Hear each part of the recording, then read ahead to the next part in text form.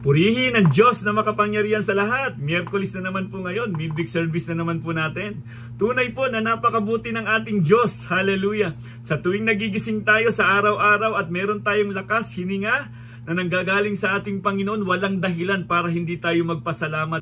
Kontrolado niya po ang lahat ng ating mga pinagdadaanan. Hindi lamang tayo ang lumalaban, kundi kasama natin ang ating Panginoong Jesucristo. Kaya nga, tiyakin lamang po natin na huwag mapapahiya si Kristo sa buhay natin.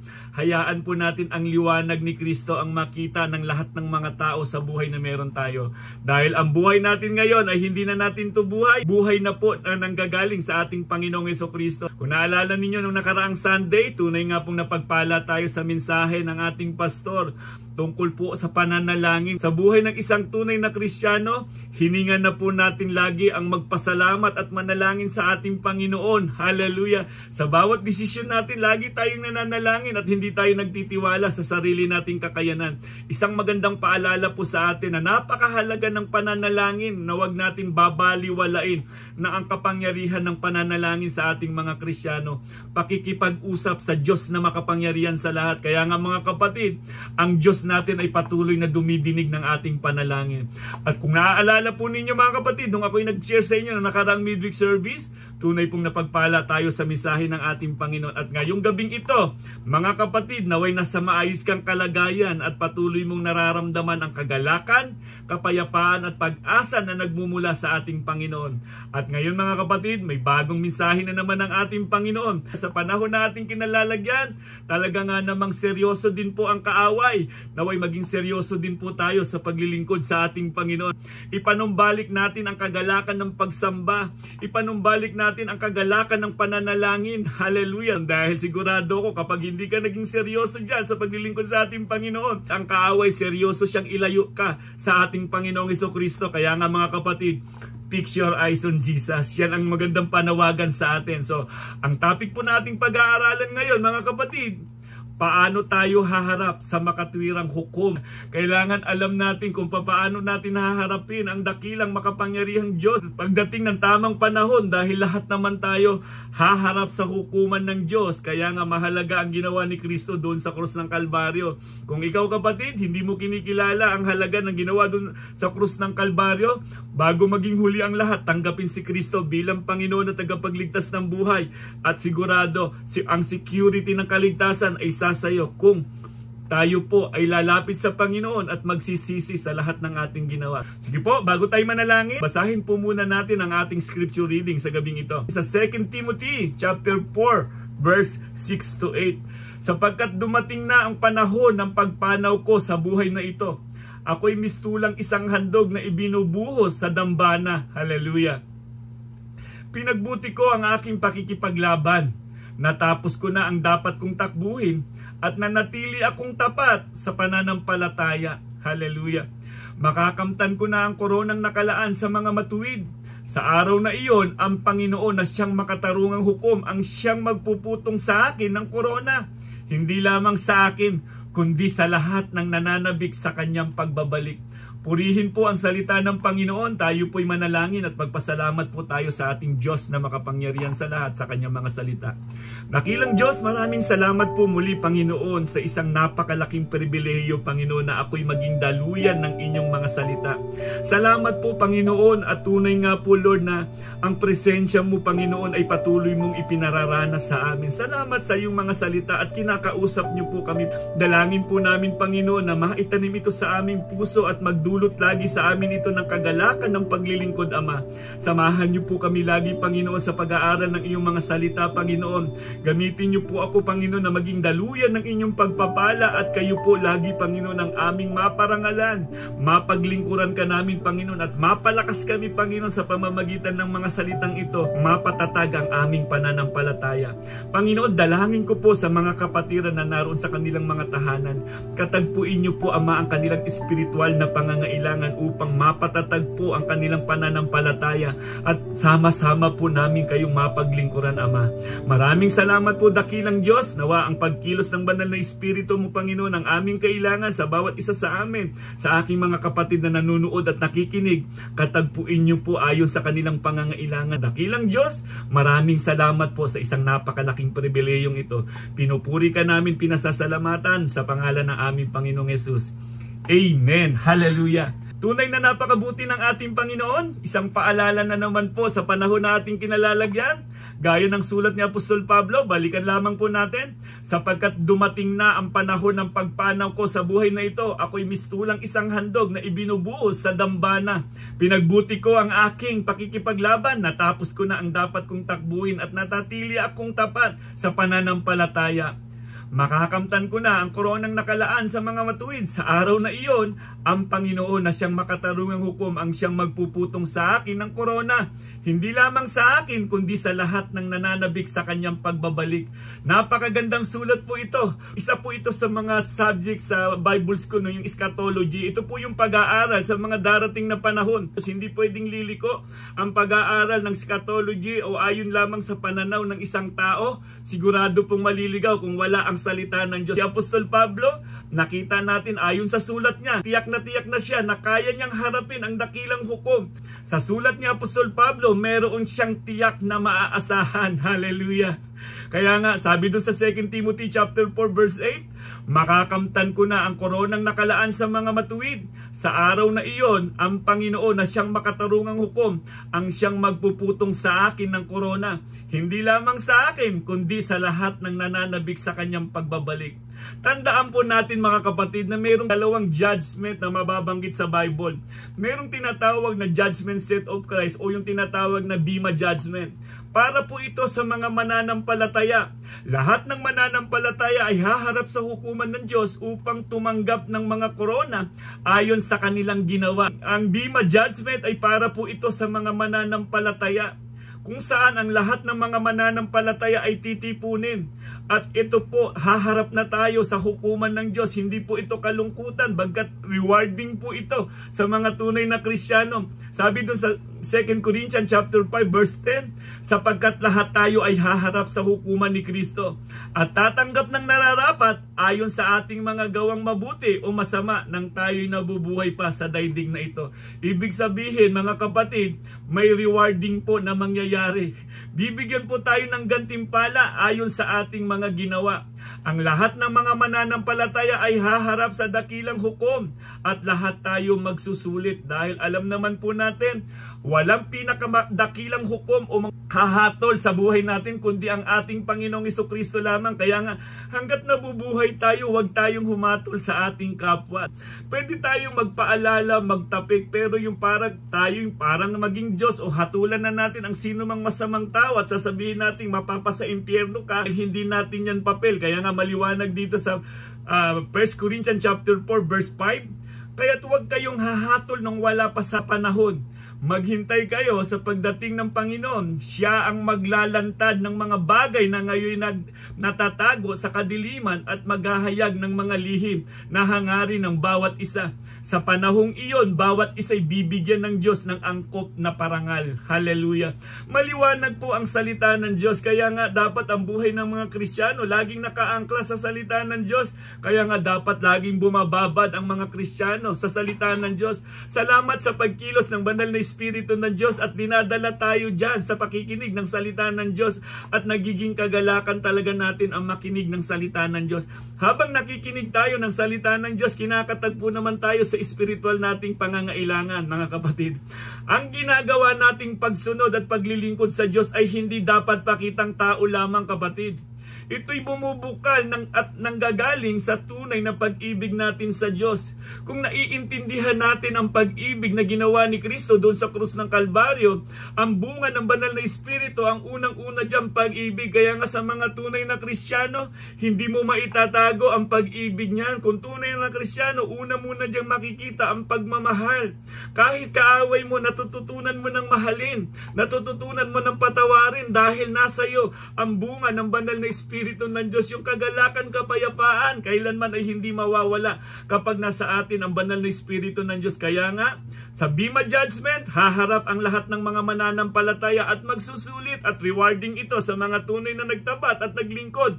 Tunay nga na may mga koronang nakalaan, mga tao na binaliwala ang salita ng Diyos. Nagtengang kawali, nananawagan ng Diyos na panunumbalik sa kanila pero binabaliwala nila, hindi nila siniseryoso. Lahat ng mga hindi kumilala kay Jesus bilang Panginoon at tagapagligtas ay titipunin din upang sila'y husgahan. Hallelujah! Mahirap ang ganitong kalagayan, mga kapatid. Kaya nga sa ating mga mahal sa buhay, mahalagang maging tinig nila tayo, magpaalala, ibahagi ang mabuting balita sa mga hindi pa tumanggap kay Kristo bilang Panginoon at tagapagligtas. Dahil ang destinasyon nito, maliwanag po. Pahayag chapter 20 verse 14 to 15. Pagkatapos ay tinapon din sa lawa ng apoy ang kamatayan at ang daigdig ng mga patay. Ang lawa ng apoy ay ang pangalawang kamatayan. Hallelujah. Verse 15. Itinapon sa lawa ng apoy ang sino mang hindi nakasulat ang pangalan sa aklat ng buhay. Napakadelikado ang ganitong kalagayan. Hindi maaaring balikan ng Diyos ng sino mang tao mapapahamak at sabihin ni hindi sila pinaalalahanan. Hallelujah! Dahil ngayon sa panahon nating kinalalagyan, kahit sa radyo maririnig mo ang panawagan ng ating Panginoon. Repent and recognize that Jesus alone is our Savior. Hallelujah! Kailangan itong marinig ng lahat ng mga tao. Kaya nga pagdating ng panahon, kung tayo ay haharap na sa hukuman ng Diyos, hindi natin siya pwedeng balikan na hindi niya tayo pinaalalahanan. Huwag nating sayangin ang pagkakataon na laging piliing makapaglingkod sa ating Diyos habang tayo ay nabubuhay pa, dahil kailanman ay hindi nagbibiro ang lawa ng apoy para sa mga mapapahamak. Hallelujah! Sa pagharap natin sa Diyos, hindi po pwedeng, hindi na isulat sa Bible yan. Ang huhusga sa atin sa pagdating natin ng paghuhukom ay ayon din po sa nasusulat kung ano ang sinasabi ng salita ng Diyos. Pangalawa po, sigurado na ang lahat ay haharap sa hukuman ng Diyos. Mabuti ka man o masama, mayaman ka man o mahirap, lahat ay magsusulit. Sigurado po yan, hindi maiiwasan na ang lahat ng mga tao na nilikha ng Diyos, na binigyan niya ng pagkakataong pumili kung ano ang dapat piliin at ibinigay niya ang salita ng Diyos. Ayon sa nasusulat, kapatid, kumusta ang mga tao sa panahon na ating kinalalagyan? Sigurado na ang lahat ay haharap sa hukuman ng Diyos. At yung pangatlo, marami ang magugulat sa pagharap natin sa Diyos. Hallelujah. Bakit? Kasi kung titignan natin bilang isang tao, minsan bumibilib tayo sa isang tao na nakita natin napakasipag naman nito sa gawain. Nakakabilib naman tong pastor na to. Talaga nga namang wala siyang katulad sa ating paningin yon. Pero kumusta ang paningin ng ating Panginoong Diyos? Kasi ang Diyos natin, straight from the heart. Tayo minsan bumibilib tayo, nakikita lang natin ang kondisyon o kalagayan ng isang tao. Kaya nga minsan, mga kapatid, baka madaya din po tayo. Kaya nga maraming masusurpresa o magugulat sa pagharap natin sa Diyos na akala mong inaasahan mo, nakasama mo, o kaya ikaw naman kasama, hindi ka pala mapabilang. Kaya nga ang kaligtasan, mga kapatid, personal yan. Kailangan ikaw at ang Diyos yan lagi. Kaya wag mong titignan o ikatitisod mo yung kapwa mo o ang sino man. Ang kaligtasan, ikaw at ang Diyos yan. Kaya nga kung ang dahilan ng hindi mo paglago o paghinto mo sa gawain ay ang kapatid mo, hindi mo yan Diyos. Dapat lagi tayong nakatuon sa ating Panginoong Jesucristo. Kaya nga sabi dito sa Matthew chapter 7 verse 21 to 22, hindi lahat ng tumatawag sa akin, Panginoon, Panginoon ay papasok sa kaharian ng langit, kundi ang mga tao lamang na sumusunod sa kalooban ng aking amang nasa langit. Hallelujah! Sa araw ng paghukom, marami ang magsasabi sa akin, Panginoon, hindi po ba kami ay nagpahayag ng mensahe mula sa Diyos? Nagpalayas ng mga demonyo at gumawa ng mga himala sa iyong pangalan. Ito yung nakakatakot na kalagayan na ang akala mo nakatayo ka sa tama. Yung pala, pagdating nito, hindi ka kilala ng ating Diyos. Marami kasi ngayon, talaga nga naman gustong-gusto na nasa entablado. Gustong-gusto sikat. Pero kapatid, kailangan tiyakin natin, ano ba ang laman ng puso ko? Ang gusto ko ba talaga ay mapaglingkuran ang Diyos o mapaluguran ang mga tao? Napakadelikado niyan. Kailangan dito yung gabay ng banal na Espiritu, yung anointing ng banal na Espiritu sa lahat ng mga nagsasalita o nangangaral ng salita ng Diyos. Kapatid, malaki din po ang pananagutan ng mga tagapagturo. Kaya nga mga kapatid, mahalaga dito yung mayroon tayong commitment sa ating Panginoong Jesucristo. Kumusta ang ating devotion? Kumusta ang ating pagbabasa ng salita ng Diyos? Kumusta ang pag-ibig natin sa ating kapwa? Lahat ng yan dahil kung totoong mayroong banal na Espiritu ang isang tao, makikitaan mo talaga yung commitment niya sa gawain ng ating Panginoon. Hindi yan magpapahadlang dahil alam niya ang buhay niya para sa Panginoon. Tandaan po natin to mga kapatid kung bakit masipag ang mga Kristiyano, dahil may banal na Espiritu yan na patuloy na kumikilos sa buhay natin upang tayo'y mabago. Kaya nga meron tayong change life, change character, good work, soul won and disciple. Bunga yan ng banal na Espiritu na siyang kumukurot lagi sa kalooban natin. Kaya nga kapag narinig na natin ang panawagang mula sa Diyos, huwag po nating patitigasin ang ating puso. Napakadelikado niyan mga kapatid. Kung may gawain na inilagay ang Diyos, dapat pahalagahan yan. Dahil inilagay ng Diyos yan para sa iyo, para sa atin, upang tayo lumago sa ating pananampalataya. Huwag na huwag maging hadlang ang sinuman para huwag tayong dumalo sa mga gawain inilagay sa atin ng Panginoon. Ang memory verse natin sa gabing ito, 1 Corinthians chapter 15 verse 58. Napakapamilya na po sa atin ang verse na ito. Kaya nga mga minamahal kong kapatid, magpakatatag kayo at huwag matinag, maging masipag kayo sa paglilingkod sa Panginoon, dahil alam ninyong hindi masasayang ang inyong paghihirap para sa Kanya. Kapatid, wala naman palang masasayang Kaya nga kung minsan, kung tinatamad ka, para bang nanghihinayang ka na aatin ako sa mga ganitong gawain. Kapatid, tandaan mo, recorded yan sa langit. Kung hindi ka man mapansin ng sino mang tao, hayaan mo yan. Pero ang Diyos ang nakakakita sa bawat hakbang mo. Minsan may mga pinadadala ang kaaway para hadlangan ka. Pero kung tama ang relasyon mo sa ating Panginoon, kung ang tingin mo nakapokus kay Kristo, anumang hadlang ang dumaan dyan, hindi ka magpapatinag, kapatid. Hindi ka magpapadistract, dahil kapag naroon ka na sa presensya ng Diyos at kasama mo ang mga mananampalataya, ibang kagalakan ang mararamdaman mo. Mapapalakas pati yung physical mong kalagayan. Kapag malakas ang spiritual na kalagayan ng isang Kristiyano, maging ang physical na kalagayan mo, magiging malakas po yan, kapatid. Hallelujah. Kaya nga, huwag po natin pababayaan yung maglingkod sa ating Panginoong Diyos. Tunay nga po, kaya tayo nilikha ng Diyos sa mundong ating kinalalagyan ngayon. Ang nais ng Diyos, maluwalhati siya sa buhay natin.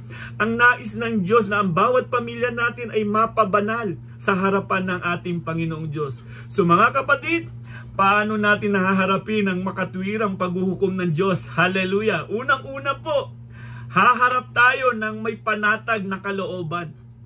Hindi yung natatakot, hindi yung nangangamba. Dahil nga sa ating pagtatapat at paglilingkod sa ating Panginoong Diyos, gaya ni Apostol Pablo, siguradong sigurado siya, nahaharap siya sa hukuman ng Diyos na may kagalakan.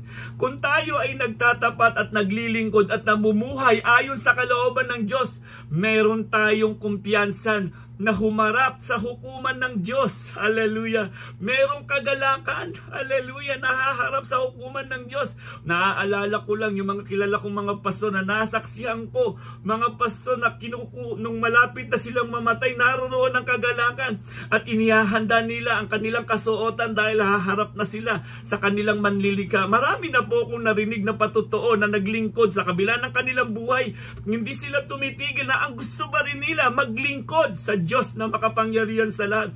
Parang kulang pa. Yun talaga ang tunay na may banal na Espiritu na nagmumula sa ating Panginoon. Pag naranasan natin ang presensya ng Panginoong Diyos, hindi na yung para pa tumalikod ka. Magpapatuloy ka dahil yan ang pagtawag sa atin ng Diyos. Hallelujah. Hindi na mawawala ang first love mo sa ating Panginoong Jesucristo. Gaya ni Apostol Pablo, sabi nga ni Apostol Pablo sa 2 Timothy chapter 4 verse 6 to 7, sapagkat dumating na ang panahon ng pagpanaw ko sa buhay na ito. Ako'y mistulang isang handog na ibinubuhos sa dambana. Hallelujah. Pinagbuti ko ang aking pakikipaglaban. Natapos ko na ang dapat kong takbuhin at nanatili akong tapat sa pananampalataya. Yan si Apostol Pablo na dapat nating tularan.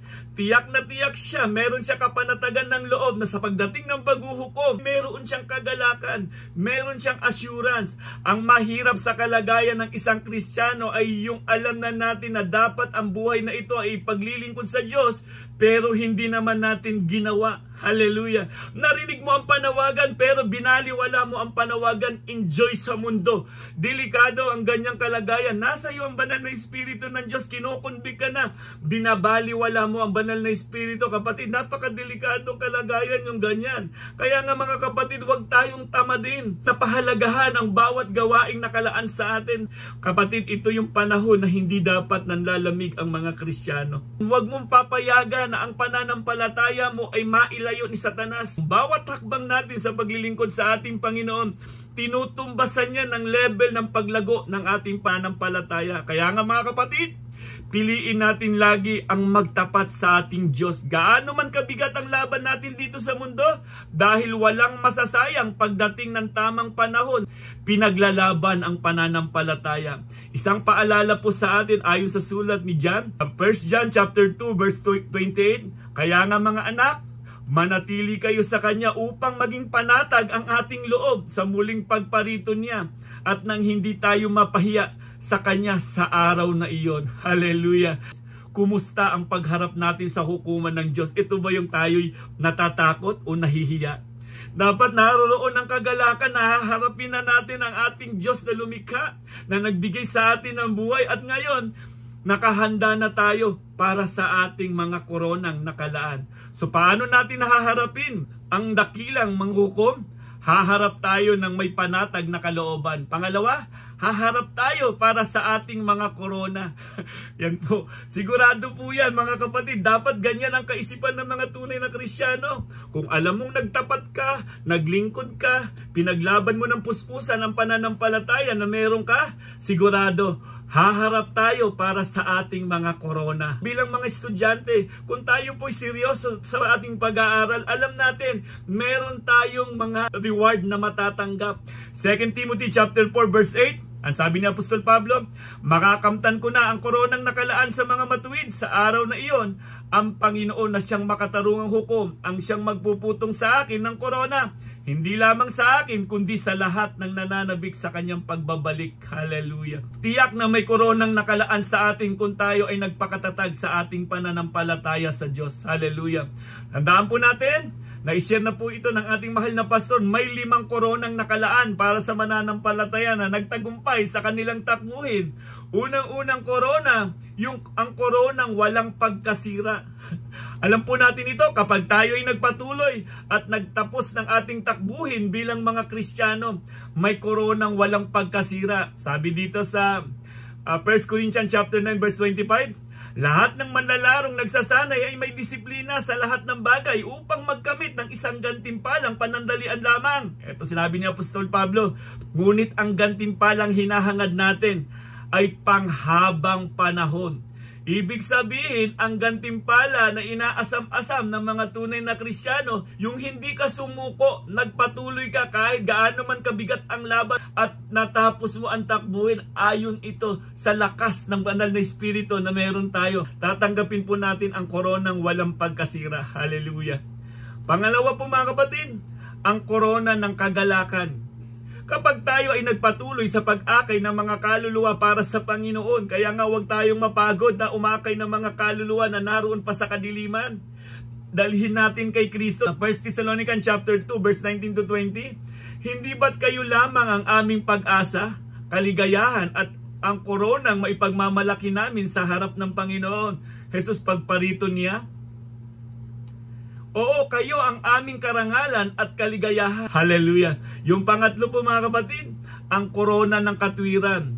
Kapag tayo ay laging handa at nananabik sa pagbabalik ng ating Panginoon. Marami ng mga Kristiyano ang nanlalamig, pero ikaw lagi ka pa rin nananabik at laging naghahanda sa pagbabalik ng ating Panginoon. Kumbaga hindi ka natitinag, tatanggapin mo po ang korona ng katwiran.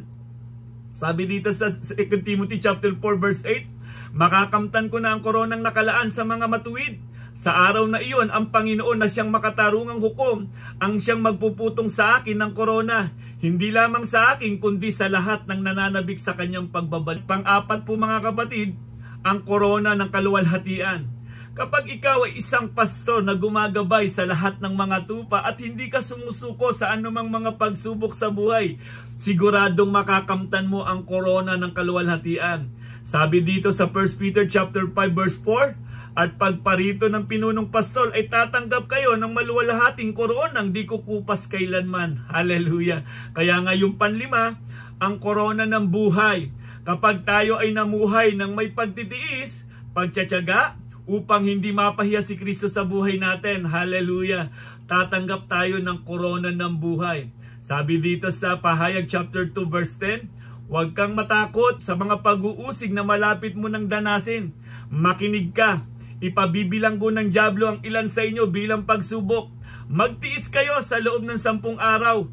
Manatili kang tapat hanggang kamatayan at gagantimpalaan kita ng korona ng buhay. Huwag nating sabihin na tayo'y ligtas lang. Dapat nasain din po natin bilang nasa atin ang banal na Espiritu ng Diyos. Nasain din po natin ang mga koronang nakalaan para sa atin.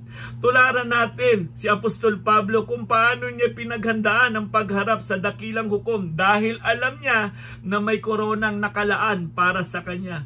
Ang sigasig ni Apostol Pablo ang nagdala sa kanya para hindi siya matakot sa pagdating ng paghukom. Kaya nga, magandang paalala din po ng ating Panginoong Jesucristo, yung sulat niya sa Revelation chapter 3 verse 11, sinulatan niya ang Philadelphian Church. Ano? Ang sabi niya, darating ako sa lalong madaling panahon, kaya't ingatan mo ang mga tagubilin ko sa iyo upang hindi maagaw ni numan ang iyong gantimpala. Kaya pala mga kapatid, ang Diyos hindi nagkulang na tayo ipaalalahanan. Bagamat sulat niya ito sa Philadelphian Church, pero ako para personal, kinakausap tayo nito. Kung sa ating paglilingkod sa ating Panginoong Jesucristo o sa ating Diyos, huwag nawa tayong magpa-distract. Sayang naman, ang tagal-tagal na nating naglilingkod at ito yung panahon na para bang ayaw mo na, huminto ka na, napagod ka na. Sayang, gising kapatid. Balik tayo sa tamang paglilingkod. Yung mga ministry natin dati, baka naiwanan mo na. Hinaantay ka lang yan na manumbalik ka muli at muling andyan lang yan. Ang Panginoong Diyos natin, lagi tayong gustong bigyan ng pagkakataon na panumbalik tayo muli sa init ng ating paglilingkod sa Kanya. Isang paalala sa atin na kung tayo man ay masipag sa gawain ng Diyos ngayon, ay huwag tayong manlalamig sa unang pag-ibig natin sa Diyos dahil baka mawala ang koronang nakalaan para sa atin. Pwede din palang mawala kung nagpapaisi-isi ka. Hallelujah! Kaya nga, yung ating paglilingkod sa Panginoon, mula simula, gaya ni Apostol Pablo, mula nung naligtas siya hanggang sa huli ng kanyang buhay, yun ang kanyang inaasam-asam, na makaharap ang Diyos na dakilang hukom pagdating ng takdang panahon. Ngayon mga kapatid, alam natin ang sikreto dahil nasa atin ang banal na Espiritu ng Diyos. Kaya nga mga kapatid, sabi dito sa 1 Corinthians chapter 3 verse 13, makikilala ang uri ng gawa ng bawat isa sa araw ng paghuhukom, sapagkat mahahayag sa pamamagitan ng apoy kung anong uri ang ginagawa ng bawat isa. Hallelujah! Kaya nga, sa bawat pagsubok na dumarating sa buhay natin, mahahayag talaga kung ano ang motibo mo sa ating paglilingkod sa ating Panginoon o sa ating pananampalataya. Tunay ba ang pananampalatayang iyan? O mapagkunwari lamang? Mag-ingat ang bawat Kristyano sa kinalalagyan ng pundasyon ng kanyang pananampalataya. Delikado kasi kapag ibang pundasyon ang inilagay mo sa pananampalataya mo, sinasabi mong Kristyano ka, pero kapag hindi sumamba si brother o si sister, hindi ka na rin sasamba. Sa kanya ba nakatingin ang iyong pananampalataya? Minsan kasi ano ba ang problema ng mga Kristyano ngayon kung bakit bigla na lang silang nawala? Natisod ba? Anong kinalaman ng Diyos sa tisod mo, kapatid? Anong kinalaman kung natisod tayo sa tao o kanino man o tinamaan man tayo ng mensahe ng Diyos na akala natin pinipersonal tayo kaya tayo hindi na tayo ngayon umaatin o sumasamba? Delikadong kalagayan yan. Sino ba ang pundasyon ng mga tunay na Kristyano? Dapat dyan si Kristo ang pundasyon ng tunay na Kristyano. Kung tunay ang ating pagsuko ng ating buhay sa Panginoon, kahit idaan yan sa apoy, hindi yan masusunog. Kahit pa dumaan yan sa mabibigat na pagsubok, hindi yan susuko. Dahil ang pundasyon niyan ay si Kristo. Hallelujah. At ang banal na Espiritu ng Diyos ang siyang patuloy na kasama natin sa anumang hamon ng buhay. Tiyak na magtatagumpay ang mga tunay na Kristiyano. So mga kapatid, paano natin haharapin ang makatwirang paghukom ng Diyos? Una, haharap tayo ng may panatag na kalooban. Pangalawa, haharap tayo para sa ating mga korona. Tiyak mo yan mga kapatid. Pangatlo po, haharap tayo na may luha ng kagalakan. Dapat realization to. Yung buhay na meron tayo, dapat para sa Panginoong Diyos yan. May mga panahon na hindi natin pinipili ang Diyos. May mga panahon na tayo ang nasusunod sa buhay natin. Kaya nga ang panahon na ito, luha ng kagalakan. Bagamat sinasabi sa salita ng Diyos, ang langit ay hindi daw lugar ng pagluha. Pero meron talagang pagluha. Dahil din sa Revelation chapter 21 verse 3 and 4, narinig ko ang isang malakas na tinig mula sa trono. Tingnan ninyo, ang tahanan ng Diyos ay nasa piling na ng mga tao. Maninirahan siyang kasama nila at sila'y magiging bayan niya. Makakapiling nilang palagi ang Diyos at siya ang magiging Diyos nila. Hallelujah! Hallelujah! At papahirin niya ang bawat luha sa kanilang mga mata. Wala nang kamatayan, dalamhati, pagtangis at paghihirap, sapagkat lumipas na ang dating mga bagay. Kapag nababasa ko ang salitang ito, hindi ko maiwasan minsan na mapaluha. And personal realization natin sa buhay natin. Gaano ba kadalas natin hindi pinakikinggan ang tinig ng Diyos? Madalas binabaliwala natin ang tinig ng Diyos, pero dahil nga sa kagandahang loob ng Diyos, hallelujah, pagdating natin sa hukuman niya, sa lahat ng ating pagtitiis, sigurado ang luha ng kagalakan ang mararamdaman natin, mga kapatid. Kapatid, hindi tayo haharap sa hukuman ng Diyos na luhaan at puno ng pagsisisi dahil natakot tayong ipagpatuloy ang kalooban ng Diyos. Hallelujah. Haharap tayo na may kagalakan. Kagalakan ng pagluha ang ating nararamdaman. Dahil sa kabila ng pagtitiis, eto na, makakaharap natin ang dakilang hukom, ang Diyos na makapangyarihan sa lahat. At eto na, haharap tayo para sa ating mga korona. Sa lahat ng pagtitiis natin, sa lahat ng pagtsatsagan natin, sa lahat ng paninindigan natin para sa katotohanan, eto na, haharap na tayo sa Diyos na manlilikha. Magandang paalala din po ang makikita natin sa Luke chapter 13 verse 28. Yung nagtanong sa ating Panginoong Hesukristo, kakaunti po ba ang maliligtas? Ang sabi ng Panginoon, pag sumikapan ninyong makapasok sa makipot na daan. Hallelujah. Dahil ang kaligtasan po mga kapatid ay talaga nga namang babalatan ka talaga. Kung ikaw ay makamundo, siguradong mahihirapan kang pumasok dito. Kaya nga sabi niya dito sa Lucas chapter 13 verse 28, iiyak kayo at magagalit ang mga ngipin kapag nakita ninyong nasa kaharian na ng Diyos sina Abraham, Isaac at Jacob at ang lahat ng propeta, habang kayo na may ipinagtatabuyan. Hallelujah.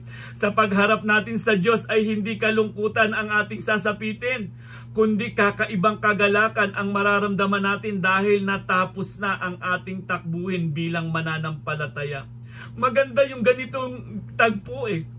Hindi yung panahon ng pagharap natin sa hukuman ng Diyos na ang dami nating pinagsisihan, na pwede naman sana nating ayusin ngayon. Nawa, huwag tayong dumating sa ganong kalagayan na naroon na tayo sa hukuman ng Diyos na para bang pinagsisihan natin yung mga bagay na hindi natin inintindi ang Diyos. Katulad ni si Lazarus at ang mayaman. Alam po natin ang kwentong iyon na ang sabi niya, pababain daw si Lazaro para sa kanya mga kapatid. It's too late na. Kapatid, ang pagharap po natin sa Panginoon ngayon pa lamang kapatid. Ayusin na po natin, seryosohin na po natin ang paglilingkod natin sa ating Panginoon. Kaya nga ang sabi ni Apostol Pablo, 2 Timothy chapter 4 verse 8, makakamtan ko na ang koronang nakalaan sa mga matuwid. Sa araw na iyon, ang Panginoon na siyang makatarungang hukom ang siyang magpuputong sa akin ng korona. Hindi lamang sa akin, kundi sa lahat ng nananabik sa Kanya. Hallelujah. Inuulit-ulit natin ito dahil gusto natin magrema ito sa puso natin. Na alam natin may destinasyon sa kabila ng buhay natin dito. Meron tayong patutunguhan. Kapatid, walang maitutulong sa atin ang anumang mga tampo natin sa ating iglesia. Kapatid, kailangan nating ituon natin ang ating pananampalataya sa ating Panginoong Hesukristo. So paano natin haharapin ang makatwirang paghuhukom ng Diyos? Hallelujah! Haharap tayo ng may panatag na kalooban. Hallelujah. Dahil sa ating pagtatapat at paglilingkod at pinaglaban natin ng puspusan ng ating pananampalataya, siguradong haharap tayo ng may panatag na kalooban. Pangalawa, haharap tayo para sa ating mga korona. Sigurado po yan dahil biblical yan. Sinabi yan sa salita ng Panginoon na kapag tayo'y nagtiis, nagtiyaga, naghanda sa pagbabalik ng ating Panginoon, pinaglaban natin ang puspusan ng pananampalataya, siguradong may koronang nakalaan para sa atin. Pangatlo, haharap tayo na may luha ng kagalakan. Hallelujah! Dahil papawiin na ng Diyos ang ating mga luha dito sa mundo at ito'y papalitan niya ng luha ng kagalakan. Ang kagalakan ng luha, ito po yung nagpapakita kung gaano kadakila ang Diyos na makapangyarihan sa buhay natin. Ipakikita niya sa atin kung papaano niya tayo ginagabayan, kung papaano niya tayo pinagpapalan na hindi niya tayo pinagkukulang sa lahat ng ating pangangailangan. Ngayon kapatid, ano ang sukli ng bawat Kristyano sa kadakilaan ng Diyos na ginagawa niya sa buhay natin? Ano ang tugon natin? Nare-realize natin na ang Diyos ay napakabuti. Bakit hindi natin siya masamba ng seryosong pagsamba? Bakit hindi natin ibigay kung ano ang nararapat para sa Panginoon bago maging huli ang lahat? Ang Diyos, binigyan tayo ng pagpili araw-araw at magdesisyon ng araw-araw. Tandaan po natin yan mga kapatid, pananagutan natin pagdating ng takdang panahon. Kaya nga mga kapatid, isang napakagandang paalala nito, isang magandang tanong, paano ba natin haharapin ang dakilang hukom pagdating ng tamang panahon? Hallelujah! Dapat ngayon pa lamang mga kapatid, hanggat nabubuhay tayo, huwag nating sayangin na magtapat at maglingkod sa ating Diyos na makapangyarihan. Dapat sa buhay natin, ang sinasabi mong Kristiyano ka, liwanag ka. Ikaw ang magandang halimbawa sa mundo ito na ating kinalalagyan. Tayo ang asin at ilaw ng sanlibutan. Sa aking pagtatapos po mga kapatid, gusto ko pong basahin ang Hebrews chapter 6 verse 10 to 12. Makatarungan ng Diyos, hindi niya malilimutan ang inyong ginawa at ang pagmamahal na inyong ipinakita at hanggang ngayon ipinapakita sa pamamagitan ng paglilingkod ninyo sa mga hinirang ng Diyos. Hallelujah! Ang nais namin ay patuloy na magsumikap hanggang wakas ang bawat isa sa inyo upang makamtan ninyo ang inyong inaasahan. Hallelujah! Hallelujah! Kaya't huwag kayong maging tamad. Tularan ninyo ang mga tao dahil sa kanilang pagtitiis at pananalig sa Diyos ay tumatanggap ng mga ipinangako niya. Hallelujah! Yan po, hindi nagkulang ang salita ng Diyos para paalalahanan tayo mga kapatid. Sa panahon po na ating kinalalagyan ngayon mga kapatid, maraming mga Kristiyano ang nanlalamig na sa pananampalataya, pero mas masarap pa rin makita na maraming mga Kristiyano na tinatablan pa rin ang panawagan ng ating Diyos. Hallelujah! Kung narinig natin at kinausap ka ng Diyos sa panawagang ito, huwag mong patitigasin ang puso mo. Huwag kang magtengang kawali kapatid. Ito yung pagkakataon na meron ka pang lakas, meron ka pang buhay. Seryosohin natin ang paglilingkod sa ating Panginoon. Seryosohin natin na haharap tayo sa hukuman ng Diyos pagdating ng takdang panahon. Dapat hindi natin kinatatakutan yan. Dapat meron tayong lakas ng loob na harapin ng Diyos. Meron tayong kapanatagan ng loob na harapin ng Diyos. Kumusta ka kapatid?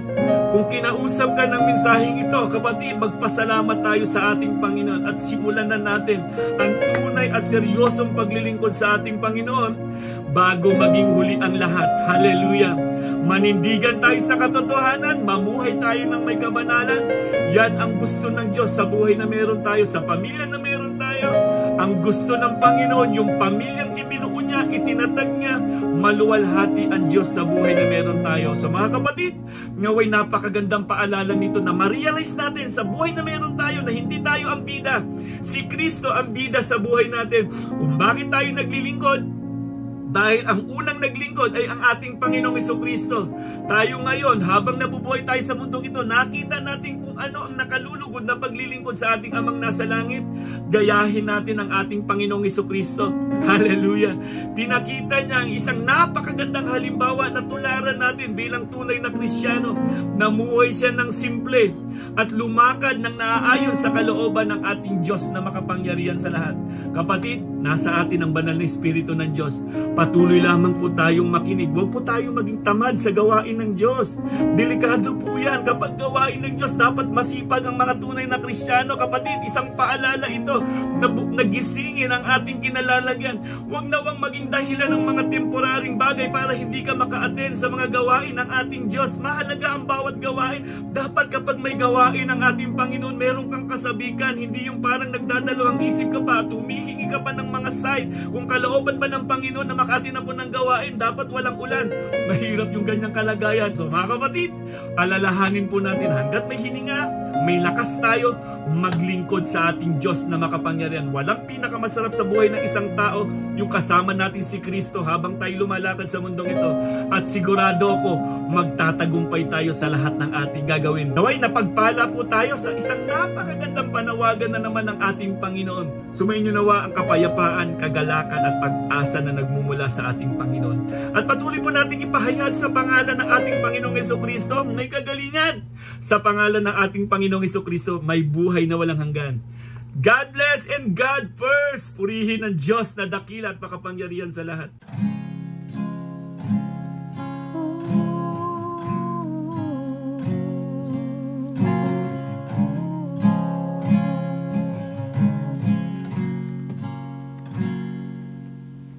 Kay buti mo, Panginoon, dakila ka sa buhay ko, sa labis na pag-ibig mo ay naligtas ako. Hindi man karapat-dapat ay iyong tinatawan at binigyan mo pa ng tinig. Tinuruan mo umawi, kaya ngayon ang puso't isip ko'y isang sinasambi.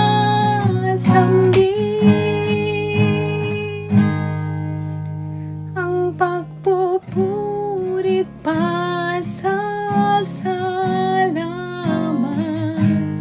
ay sa'yo lamang nararapat. Ang tunay na awit ng pagsambay sa'yo lamang iaalay.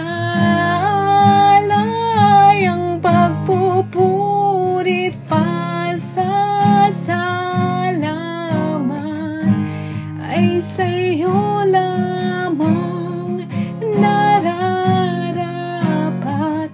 Ang tunay na awit ng pagsambay sa'yo lamang iaalay, Jesus.